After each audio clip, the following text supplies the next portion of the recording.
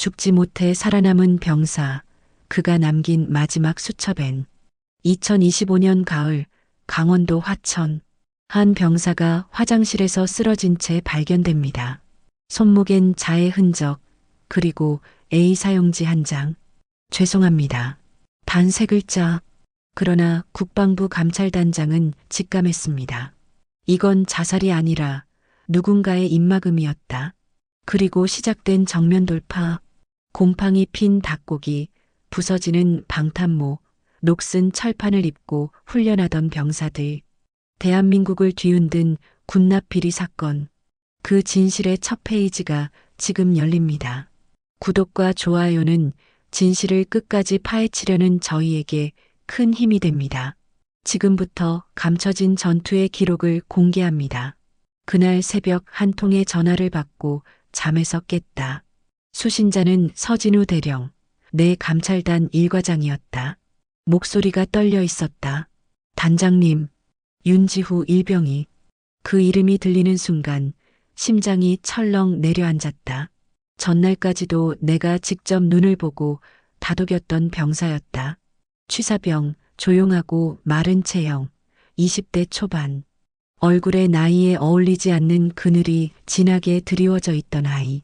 감찰 중 가장 먼저 진술을 자원했고 가장 많은 것을 알고 있었다.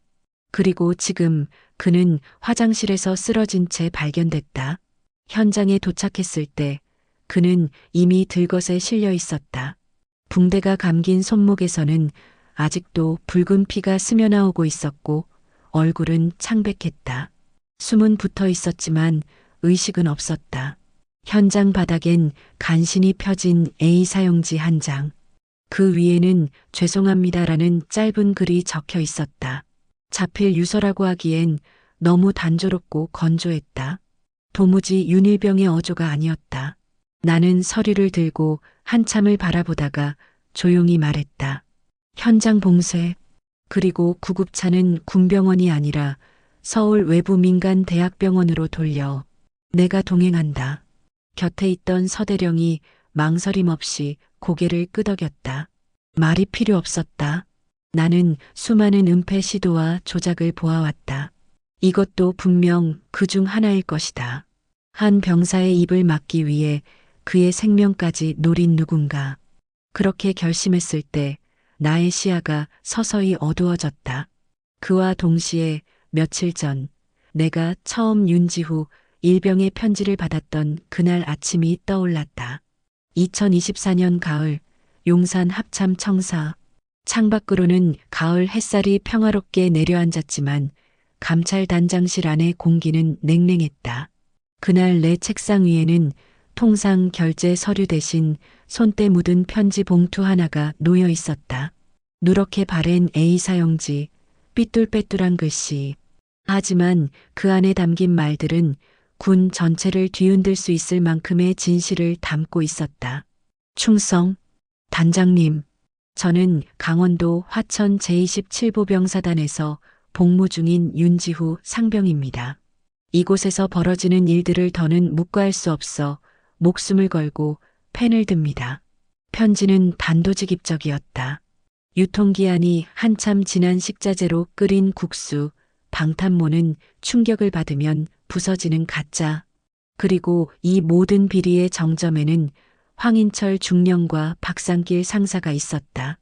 태산물산이라는 군납 업체와 결탁해 부대를 사유화하고 있다는 것. 마지막 문장엔 연필로 덧댄 흔적이 남아 있었다. 이 편지가 무사히 닿기를, 그리고 저의 신변이 무사하기를 기도합니다. 나는 편지를 내려놓고 한동안 창밖을 바라봤다. 남산의 나무들이 바람에 흔들리고 있었다. 잊을 수 없는 이름, 이기자 부대. 한때 육군의 자부심이라 불리던 정예 보병사단이었지만 몇 해 전 대대적인 군 구조조정으로 해체되며 일부 병력만 잔류한 유령부대가 되어 있었다. 그곳에서 다시 또 27사단인가. 속으로 나지막이 움츠렸다. 최근 몇 달간 국방 헬프콜과 감찰단 익명 제보로 들어온 27사단 관련 민원만도 10건이 넘었다. 내용도 유사했다. 부실 급식, 장비 문제, 간부 비리. 하지만 사단 자체 감찰 결과는 항상 동일했다. 문제 없음. 오해에서 비롯된 해프닝. 똑같은 문장, 똑같은 서식. 나는 더 이상 망설일 이유가 없다는 걸 직감했다. 감찰을 가장한 조직적 은폐, 문제 제기자에 대한 색출과 보복. 그 뒤에는 언제나 같은 그림자가 있었다. 태산물산 그리고 서진우 대령을 불렀다. 서대령, 최근 6개월간 27사단 관련 제보 정리된 거랑 사단 자체 감찰 보고서 전부 가져와. 태산물산 최근 3년 납품 실적도 언론 보도까지 싹 다 긁어. 1시간 줄게. 알겠습니다. 서대령의 눈빛이 잠시 흔들렸지만 질문은 하지 않았다. 나의 명령은 곧 작전이었다. 1시간 뒤 내 책상 위엔 산더미 같은 서류가 쌓여 있었다. 모두가 입을 맞춘 듯한 문제 없음 판정, 반복되는 민원, 그리고 태산물산 관련 수상한 납품 내역들. 그중 몇 건은 세간의 관심을 받았던 비리 사건과도 연결되어 있었다. 이건 단순한 부패가 아니다. 조직적 범죄다. 그리고 그 중심에는 국방부 핵심 보직자 중 한 명의 이름이 있었다. 나와 육사 동기였고 과거부터 태산물산을 덮었던 인물. 이제는 국방부의 권력 서열 상위권에 있는. 나는 자리에서 일어섰다. 그리고 조용히 창문을 닫았다.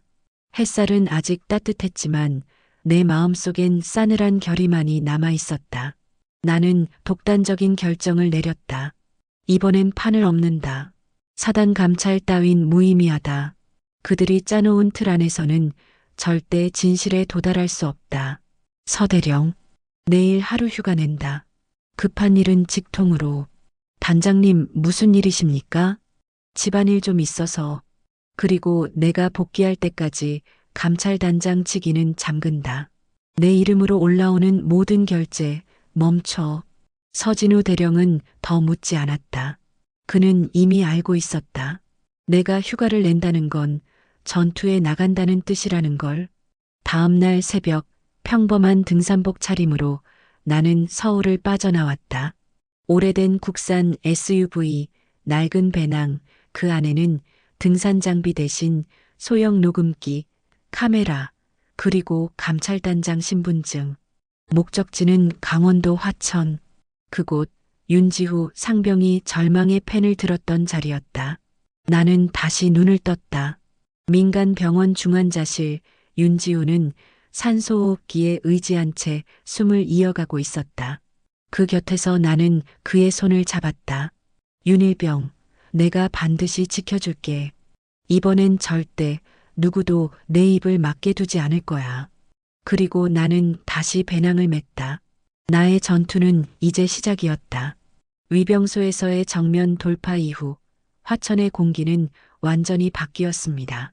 헬기를 타고 도착한 감찰단 2팀이 연병장에 내리자 부대 전역은 숨을 죽였습니다. 검은 전술복 차림의 감찰 요원들은 각자의 장비와 임무를 손에 쥔 채 곧장 배치되었고 저는 서진우 대령과 함께 가장 먼저 식당으로 향했습니다. 진실은 늘 사소한 곳에 숨어 있기 때문입니다. 식자재의 상태, 조리도구의 위생, 음식물 쓰레기의 양. 우리는 그 모든 것을 확인해야 했습니다. 조리실 앞에 다다랐을 때 공기 중에는 이미 상한 기름과 부패한 육류 냄새가 떠돌고 있었습니다. 점심시간이 한참 지난 시각이라 식당은 비어 있었지만 뒤편 조리실에서는 취사병 몇 명이 저녁 준비를 하고 있었습니다. 그들은 저희가 들이닥치자 일순간 얼어붙었습니다. 오늘 저녁 메뉴가 뭡니까? 제가 묻자 가장 나이가 들어 보이는 병사가 뒷걸음치며 대답했습니다. 닭볶음탕과 콩나물국입니다. 식자재 창고 문 열어보십시오. 박상길 상사가 더듬거리며 열쇠를 꺼냈습니다. 삐걱거리는 소리와 함께 열린 창고 문 안에서 곰팡내와 시큼한 냄새가 뿜어져 나왔습니다. 습기 찬 콘크리트 바닥 위로는 썩은 액체가 고여 있었고 양파망에서는 싹이 나 있었으며 감자는 상자째로 썩고 있었습니다. 냉동실 문을 여니 유통기한이 1년 이상 지난 닭고기가 쌓여 있었습니다. 이걸 병사들에게 먹였다는 겁니까? 제 목소리가 저절로 떨렸습니다. 박상길은 대답 대신 눈을 피했습니다. 저는 곧장 납품 서류를 요구했습니다. 그는 손을 떨며 서류철을 내밀었습니다. 겉보기에는 정상이었습니다. 납품 날짜는 최근이었고 식자재 품목도 모두 신선한 제품으로 표기돼 있었습니다. 서류 하단에는 태산물산의 직인이 선명했습니다. 이런 게 진짜 서류입니까? 저는 서류를 내던지고 취사병들을 향해 고개를 돌렸습니다. 여러분 모두 이름과 계급을 밝혀주십시오. 그들은 주춤거리며 일렬로 섰고 한 명씩 자신을 소개했습니다. 저는 차례로 그들의 눈을 마주보며 말했습니다. 저는 국방부 감찰단장 강설인 중장입니다. 지금부터 여러분이 말씀하시는 모든 내용은 군법상 증언으로 기록됩니다. 거짓이 있다면 공범으로 간주되겠지만 진실을 말하면 제가 반드시 보호하겠습니다. 정적 속에서 가장 뒷줄에 있던 한 병사가 손을 들었습니다. 또래보다 왜소하고 조용한 인상이었습니다.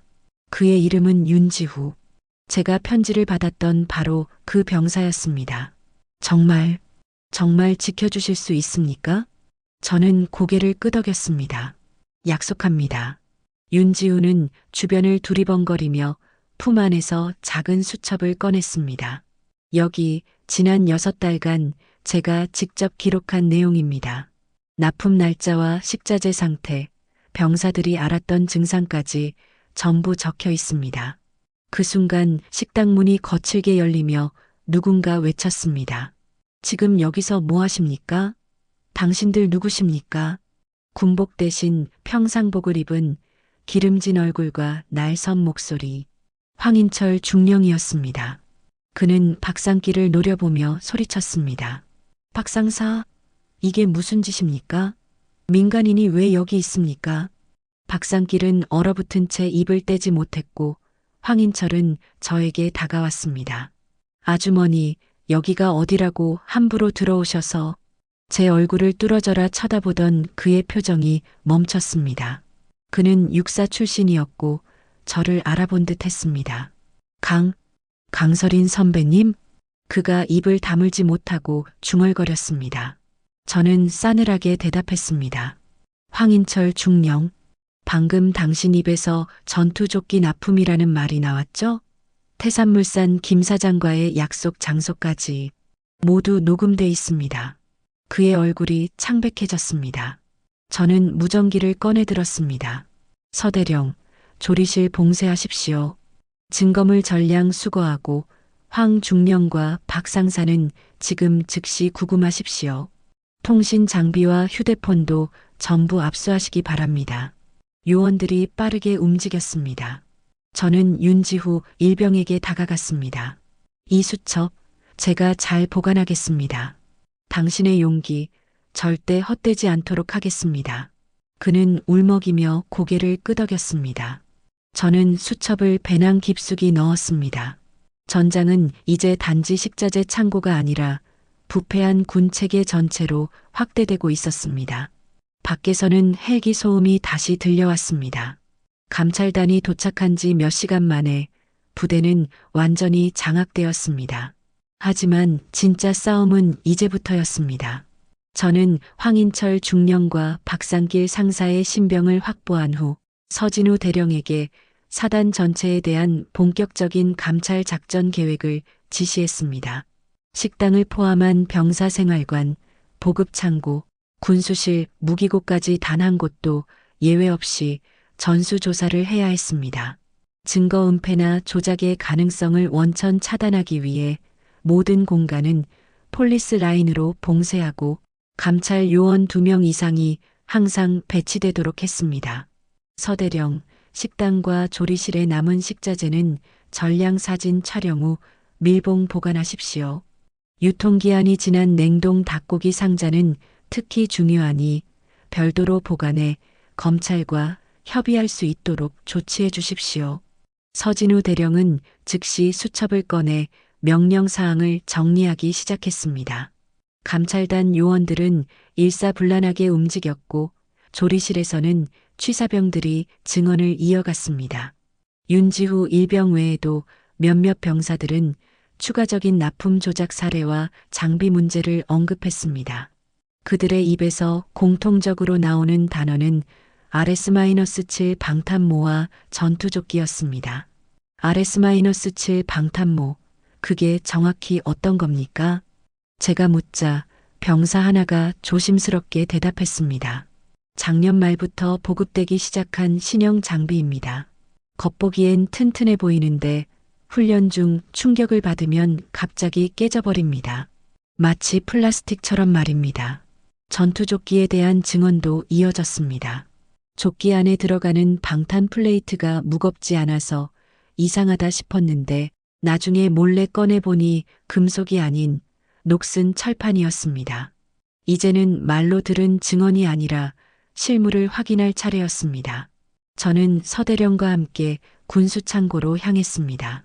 박상길 상사에게서 압수한 열쇠를 사용해 철문을 열자 안에서는 부식 냄새와 기름때가 범벅된 먼지가 몰려 나왔습니다. 표면상으로는 정리가 잘 되어 있는 듯 보였습니다. 방탄모, 조끼, 군화, 탄띠, 그리고 기타 군장품들이 품목별로 정렬되어 있었습니다. 하지만 저는 의심 가는 상자를 곧장 가리켰습니다. 저 상자 RS-7이라고 표기되어 있네요. 열어보십시오. 요원이 상자를 열자 반짝이는 신형 방탄모들이 나왔습니다. 외관상으론 이상이 없어 보였지만 저는 직접 하나를 꺼내 들었습니다. 지금 이 자리에서 확인하겠습니다. 저는 방탄모를 바닥에 있는 콘크리트 바닥 위에 힘껏 내리쳤습니다. 짝! 소리와 함께 방탄모의 측면에 균열이 생기더니 두 번째 충격에는 산산이 부서져 버렸습니다. 창고 안에 있던 요원들과 병사들은 모두 경악을 금치 못했습니다. 강한 충격을 견뎌야 할 방탄모가 이처럼 허망하게 부서지는 모습은 충격 그 자체였습니다. 이런 장비를 병사들에게 지급하고 훈련에 투입했다는 겁니까? 제 목소리에는 분노가 서려 있었습니다. RS-7이라는 이름이 상징하는 것은 단순한 불량품이 아니라 생명에 대한 방기였습니다. 다음으로 조끼를 확인했습니다. 상자를 열고 하나씩 꺼내어 방탄 플레이트 삽입구를 열어보니 플레이트는 형식상 존재했으나 너무나 가벼웠습니다.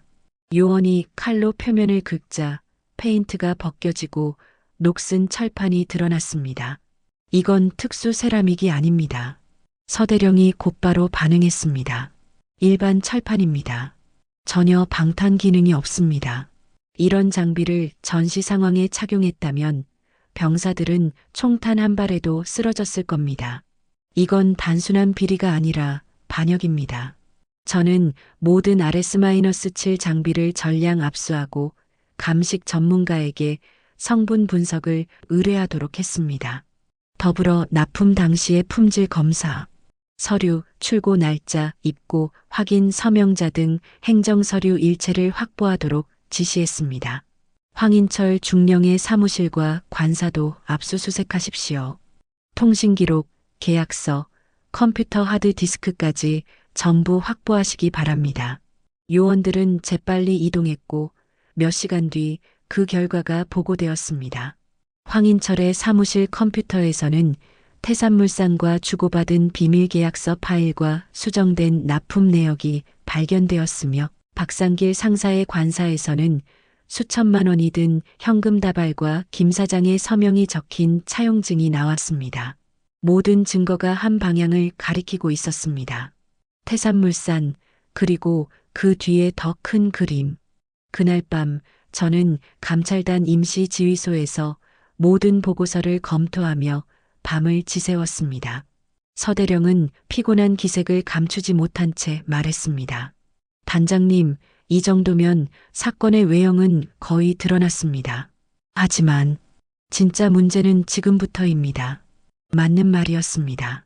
태산물산의 이면 그리고 3년 전 비리를 덮은 상급자의 존재. 그 이름이 제 머릿속을 스쳤습니다. 손태준, 현 군수본부장. 저는 그와의 통화를 결심했습니다. 모든 사실이 세상 밖으로 드러나기 전 마지막으로 확인해야 할 진실이 있었기 때문입니다. 핸드폰을 들어 단축 번호를 눌렀습니다. 짧은 신호음 끝에 익숙한 목소리가 들려왔습니다. 강 장군, 이 늦은 밤에 무슨 일입니까? 선배님, 저 강설인입니다. 지금 화천에 있습니다. 선배님께서도 잘 아시는 27사단 말입니다. 잠시 정적이 흘렀습니다. 당장 철수하게. 그건 내가 건드릴 문제가 아니다. 이건 썩은 고름입니다. 지금 터뜨리지 않으면 군이 죽습니다. 고집 부리지 마, 설이나. 그 뒤에 누가 있는지 알기나 해? 태산물산은 단순한 군납업체가 아니야. 청와대, 국회까지 줄이 다 있어. 너 하나쯤은 쉽게. 저는 그 순간 통화를 끊었습니다. 들을 만큼 들었습니다. 그의 목소리는 협박이 아니라 공포였습니다. 그 역시 거대한 괴물 앞에 무력했던 것입니다. 그러나 저는 다릅니다. 저는 군복을 입은 사람이며 그 책임이 무엇인지 알고 있습니다. 이 싸움은 멈출 수 없습니다. 이제 다음 단계를 준비할 때입니다. 다음 날 아침 감찰단 지휘소로 서진우 대령이 급히 들어와 말했습니다. 단장님, 국방부 내부망 서버에 이상이 발생했습니다.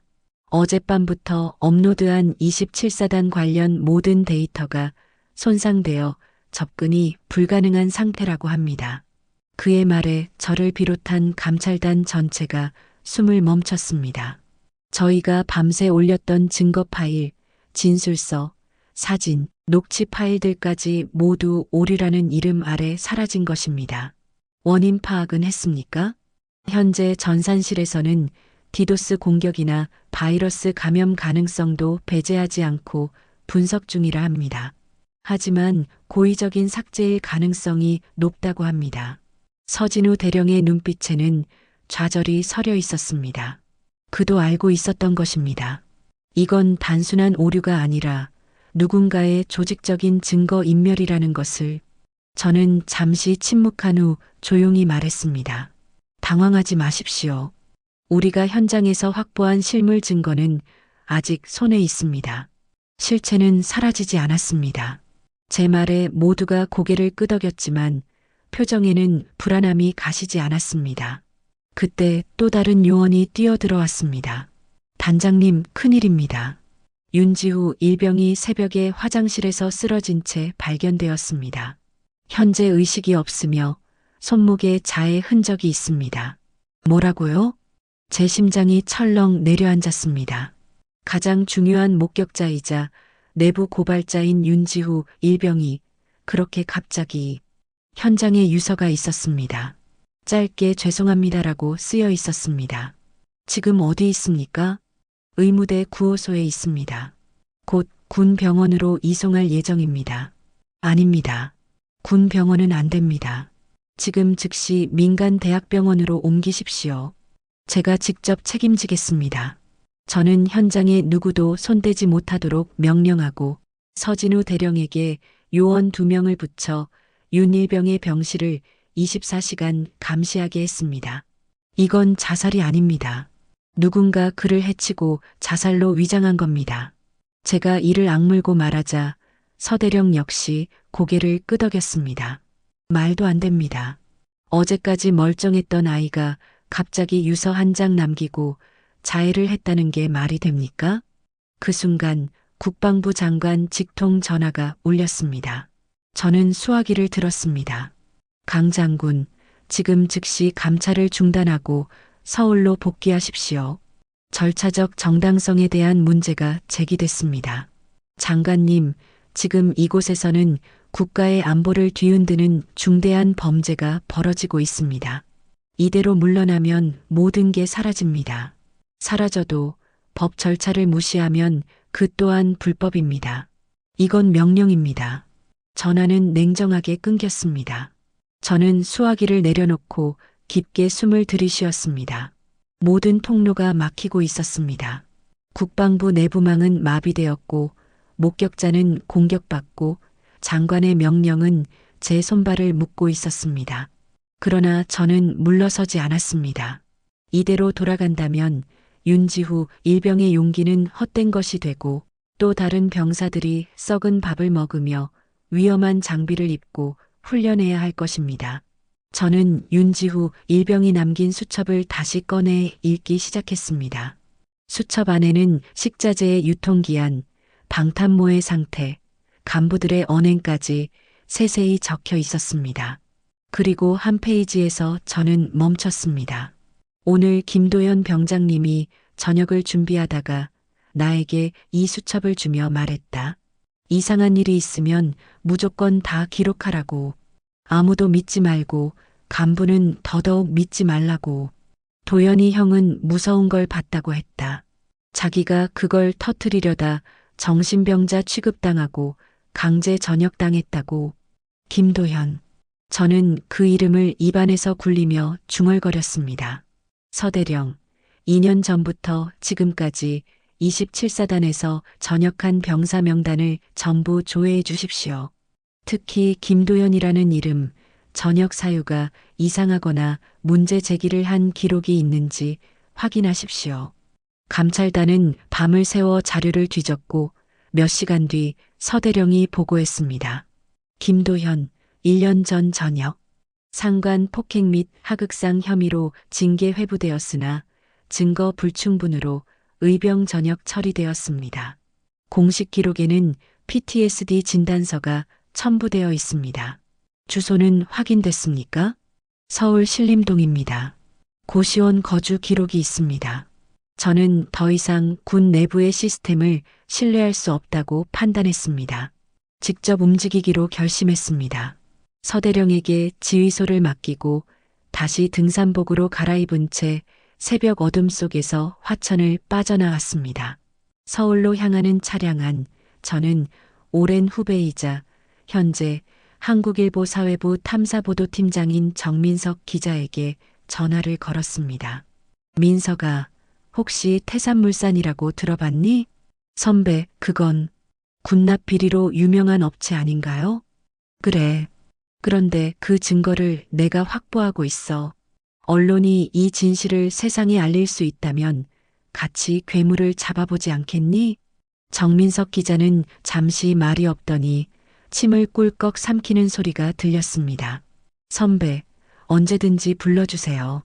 그의 대답은 짧았지만 그 안에는 모든 결심이 담겨 있었습니다. 이제 저는 마지막 희망을 향해 걸어가야 했습니다. 서울 신림동. 김도연이 있다는 그 낡은 고시원을 향해. 서울 신림동의 한 낡은 고시원.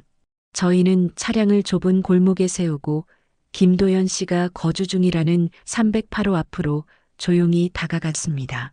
복도에는 형광등 하나만이 희미하게 깜빡이고 있었고 그 빛이 바닥에 비친 그림자를 더욱 길고 쓸쓸하게 만들고 있었습니다. 똑똑.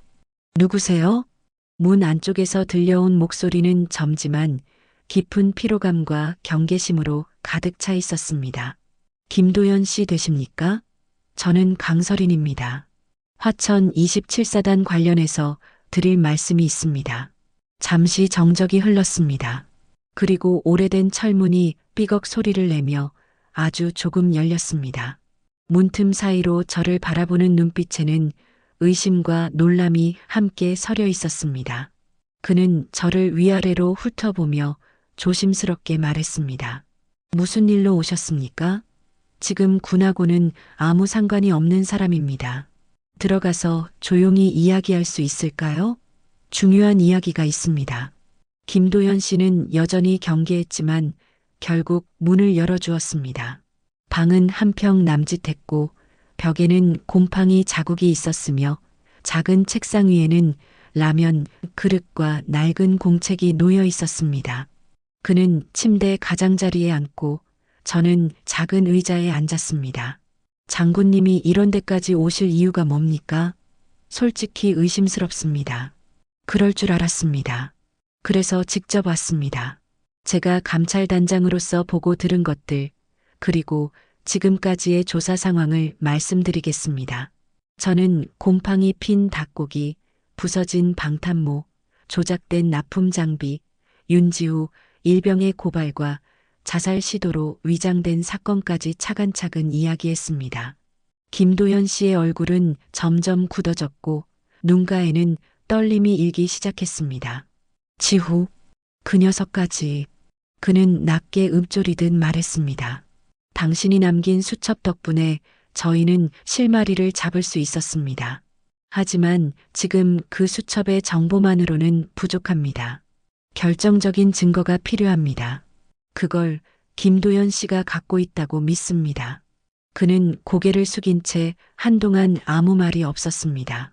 그의 어깨가 미세하게 떨리고 있었습니다. 저는 가만히 기다렸습니다. 침묵 속에서도 그는 마음속에서 싸우고 있었기 때문입니다. 소용없습니다. 저는 이미 모든 걸 시도해 봤습니다. 국회에 제보했고 언론사에도 보냈습니다. 돌아온 건 군 정신병원 입원 권유와 하극상 처벌이었습니다. 그들은 제 인생을 짓밟았습니다. 이제 와서 무엇을 더 할 수 있겠습니까? 그때는 혼자셨지만 지금은 아닙니다. 저는 대한민국 육군 중장으로서 제 목숨을 걸고 당신의 증언과 증거를 지킬 수 있습니다. 이번엔 절대 묻히지 않습니다. 김도현 씨의 그 수첩과 기록, 이제 함께 진실을 세상에 알립시다. 제 말에 그는 조용히 고개를 들었습니다. 저를 바라보는 그의 눈빛이 달라져 있었습니다. 그 안에는 오랜 좌절 끝에 희망과 다시 한번 싸우고자 하는 결의가 서려 있었습니다. 그는 자리에서 일어나 방 한쪽의 서랍을 열었습니다. 그리고 낡은 옷가지 아래에서 조그마한 USB 하나를 꺼냈습니다. 여기 있습니다. 제가 군에 있을 때 몰래 녹음하고 찍고 저장한 것들입니다.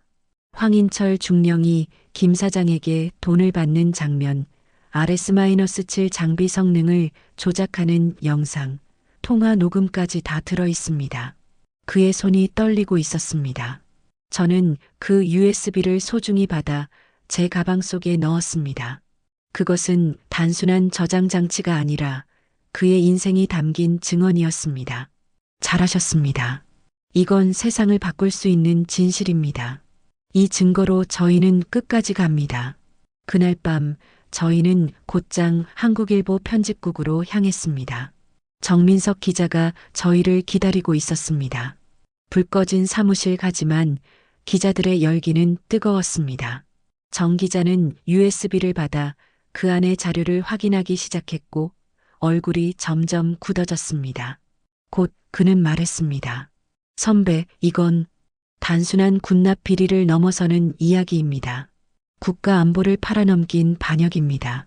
이걸 기사로 만들겠습니다. 하지만 그 전에 김도현 씨의 증언을 정식으로 녹음해도 되겠습니까? 김도현 씨는 고개를 끄덕였습니다.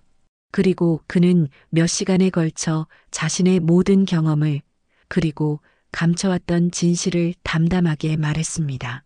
저와 정 기자는 그 증언 하나하나를 놓치지 않기 위해 조심스럽게 녹음 장치를 돌렸습니다. 이제 모든 준비는 끝났습니다. 저는 그날 밤 다시 화천으로 돌아가야 했습니다. 감찰단은 지금 이 순간에도 흔들릴 수 있는 국방부 시스템과 맞서 싸우고 있었기 때문입니다. 그리고 곧 대한민국 전역이 진실을 마주하게 될 것이었습니다. 아무도 막을 수 없는 변화가 시작되고 있었습니다. 다음 날 아침 한 장의 신문이 대한민국을 뒤흔들 준비를 하고 있었습니다. 2025년 가을 한국일보 일면은 거대한 파문을 일으켰습니다. 화천의 눈물, 썩은 군복과 장군의 반란이라는 제목 아래 저희 감찰단이 밝혀낸 27사단의 실태가 낱낱이 공개되었고 윤지후 일병의 편지부터 곰팡이 핀 식자재 부서진 방탄모 사진까지 모두 실렸습니다. 김도현 씨가 제공한 증거 자료는 결정적인 힘을 발휘했습니다. 그날 아침부터 저녁까지 전국은 분노로 들끓었습니다. 뉴스 채널들은 실시간 특보를 내보냈고 인터넷 포털 사이트에는 관련 키워드가 상위에 랭크됐습니다. 국방부는 곧바로 기자회견을 열어 대국민 사과를 발표했습니다. 장관은 성역 없는 수사와 처벌을 약속했으며 합동수사본부 구성을 명령했습니다. 저는 정식 복귀 명령이 철회되고 특별고문 자격으로 합수본 수사에 참여하게 되었습니다. 군 내부에서는 혼란과 동요가 이어졌지만 현장의 감찰 요원들은 오히려 더욱 강한 결의로 뭉쳤습니다. 정권과 군 수뇌부 그간 감춰져 왔던 부패 고리는 급속도로 드러나기 시작했습니다. 황인철 중령과 박상길 상사는 전면 소환 조사 끝에 모든 혐의를 인정했고 태산물산 본사는 대대적인 압수수색을 받았습니다. 대표 김 사장은 해외로 도피하려다 공항에서 긴급 체포되었습니다. 수사 과정에서 손태준 중장의 이름이 반복적으로 언급되었습니다. 3년 전에도 태산물산 비리를 덮었던 바로 그 인물. 그는 당시 군수본부장이었고 황인철 중령과의 친분은 이미 알려진 사실이었습니다. 결국 손태준은 삼성장군 신분으로 군 검찰에 소환되는 초유의 사태를 맞이했고 저희가 확보한 녹취 파일과 계약서, 금전거래 내역이 그의 부인을 허물었습니다. 법원은 손태준에게 군납비리, 직권남용, 기밀누설 등의 혐의를 적용해 무기징역을 선고했습니다. 군 역사상 현역 삼성장군의 실형은 전례가 없는 사건이었습니다. 황인철은 징역 15년, 박상길은 10년형을 선고받았고 태산물산 대표는 12년과 함께 수천억 원대의 추징금이 부과되었습니다. 그 외에도 연루된 40여 명의 장교, 간부, 군무원, 협력업체 관계자들이 줄줄이 처벌받았습니다. 그러나 저는 거기서 멈출 수 없었습니다. 단지 범인을 처벌하는 것만으로는 진짜 변화를 만들 수 없다고 믿었기 때문입니다. 김도현 씨가 입을 열게 된 이유, 윤지후 일병이 자살 시도까지 내몰렸던 배경, 그것은 단지 개인의 불운이 아니라 조직이 만든 침묵의 구조 때문이었습니다. 그래서 저희는 군 내부 고발자 보호 시스템 개정을 추진했습니다. 국회 국방위원회에서는 김도연법이라 불리는 법안이 상정되었고 여야를 막론한 지지 속에 통과되었습니다. 이 법은 내부 고발자의 신원을 철저히 보호하고 고발 내용에 대한 정식 감사가 개시되는 순간 조직 내 인사권 및 보복성 징계를 제한하는 조항이 포함되어 있었습니다. 동시에 국방부 산하가 아닌 독립적 외부 감사기구가 설치되어 방산업체와의 거래, 내역, 납품 장비 검수를 실시간으로 감시하게 되었습니다. 병사들의 급식과 장비 상태도 눈에 띄게 개선되었습니다. 언론에 보도된 이후 사회 전반에서 군 장병들의 처우에 대한 관심이 높아졌고 민간 기업의 자발적 후원도 이어졌습니다.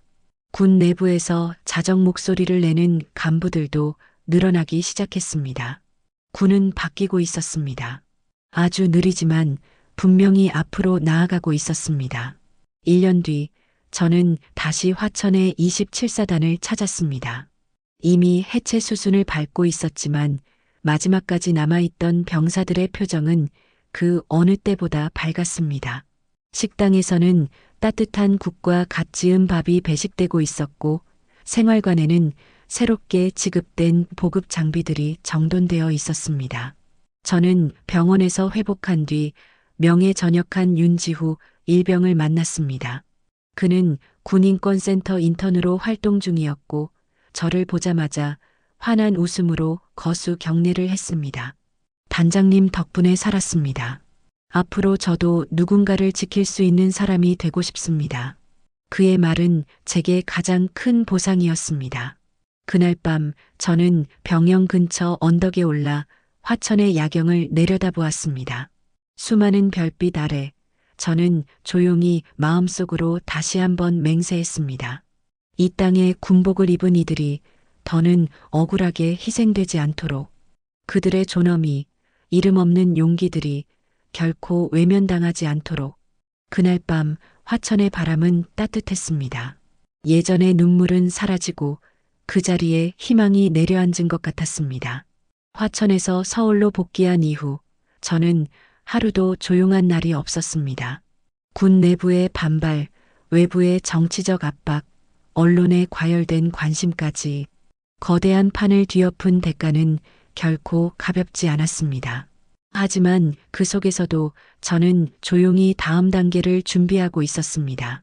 지금 바꿔놓지 않으면 다시 되돌릴 수 없는 길로 들어서게 될 것을 알았기 때문입니다. 합동수사본부가 태산물산과 연루된 다른 부대들의 계좌와 보급 실태를 조사하는 동안 저는 또 하나의 조용한 프로젝트를 시작했습니다. 군 조직 내 내부 고발 보호뿐 아니라 장병의 실질적인 인권 보장을 위한 병영 인권감시관 제도를 신설하는 것이었습니다. 이름 없는 병사들이 다시는 혼자 외롭게 싸우지 않도록 그들에게 손 내밀 수 있는 구조를 만드는 것이 저의 최종 목표였습니다. 국회와의 협의는 순탄하지 않았습니다. 일부 보수 의원들은 군의 기강이 무너진다며 강하게 반발했고, 심지어 몇몇 전직 장성들은 언론을 통해 저를 공개적으로 비판했습니다. 여성 장군의 돌출 행보라는 프레임을 씌우려는 시도도 계속되었습니다. 하지만 저는 그 모든 비난을 정면으로 마주했습니다.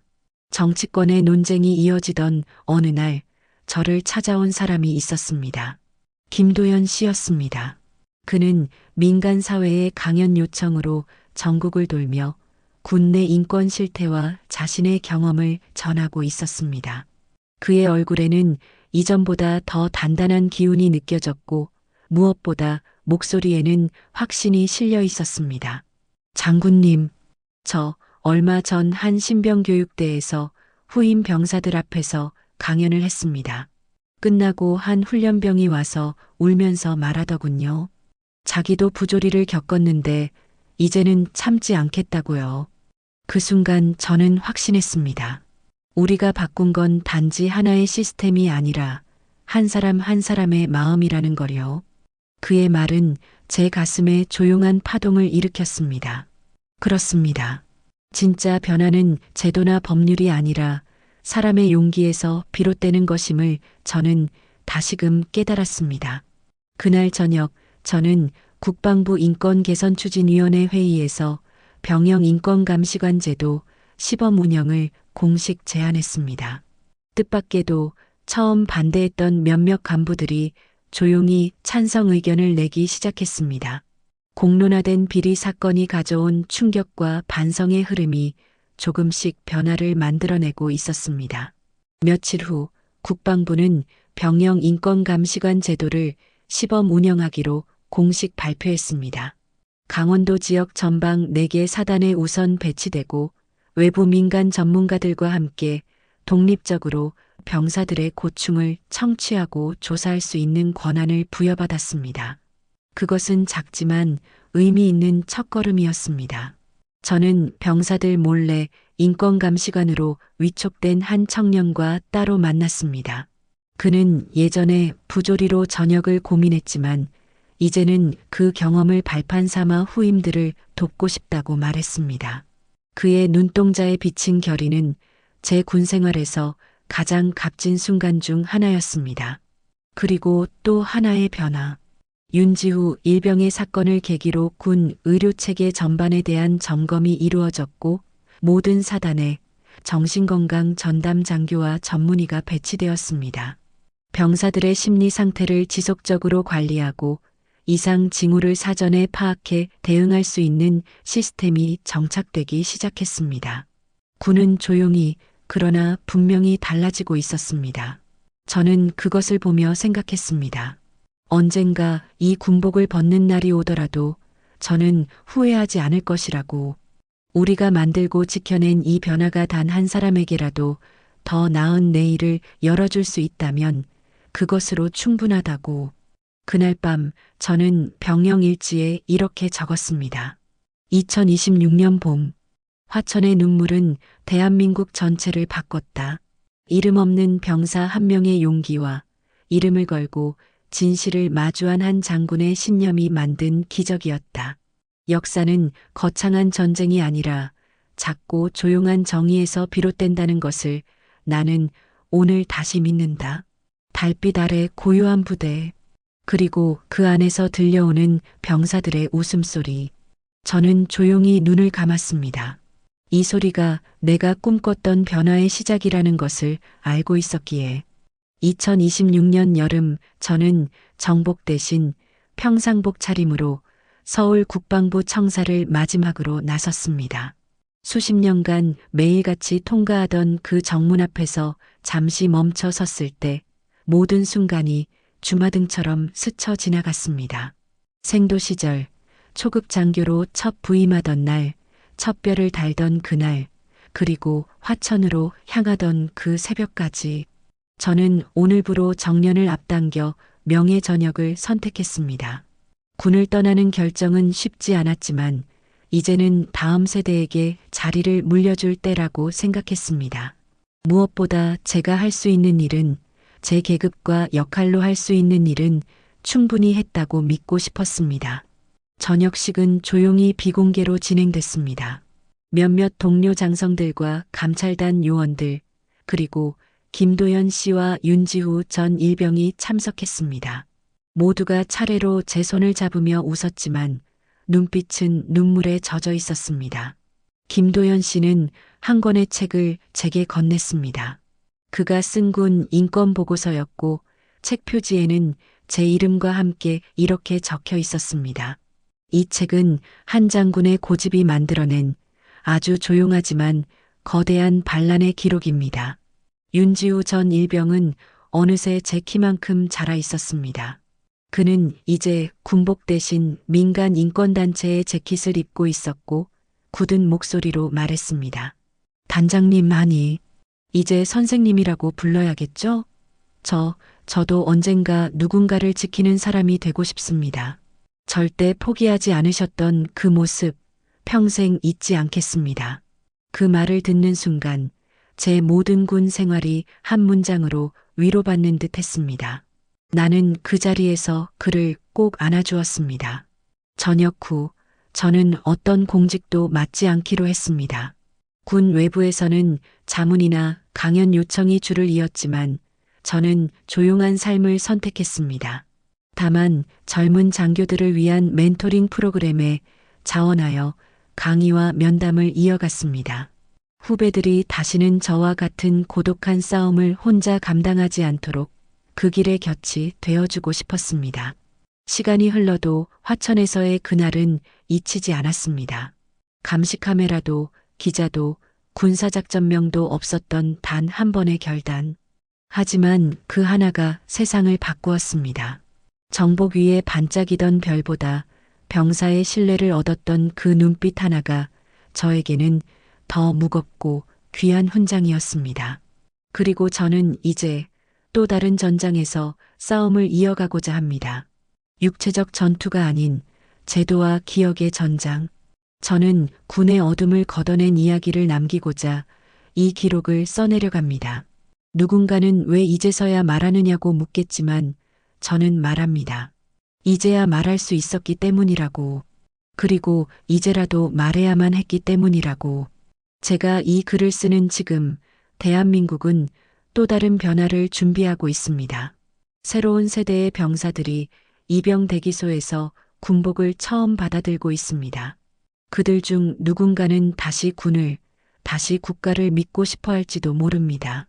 저는 그 믿음을 지켜주고 싶습니다. 한 사람의 신념이, 한 사람의 용기가 거대한 조직을 바꿀 수 있다는 것을 저는 누구보다 잘 압니다. 그러니 오늘도 저는 조용히 말합니다. 군대는 국가란 이름 없는 이들의 존엄 위에 세워져야 한다고. 그들이 존중받지 못한다면 그 어떤 안보도, 그 어떤 충성도 아무 의미가 없다고. 이제 이 기록을 마칩니다. 저는 더 이상 3스타 중장이 아닙니다. 하지만 그 별 아래에서 맺었던 모든 맹세는 여전히 제 심장 안에 살아 있습니다. 진실을 외면하지 않았던 그날의 군복처럼 제 삶 또한 부끄럽지 않게 남기고 싶습니다. 화천의 바람이 제 등을 밀어주던 날처럼 이 글이 누군가에게 작은 용기 하나가 되어주기를 바랍니다. 그리고 당신이 언젠가 그 자리에 서게 될지도 모른다는 것을 기억해 주길 바랍니다. 대한민국 육군 중장, 전 감찰단장, 강설인. 2026년 여름, 이 기록을 마칩니다.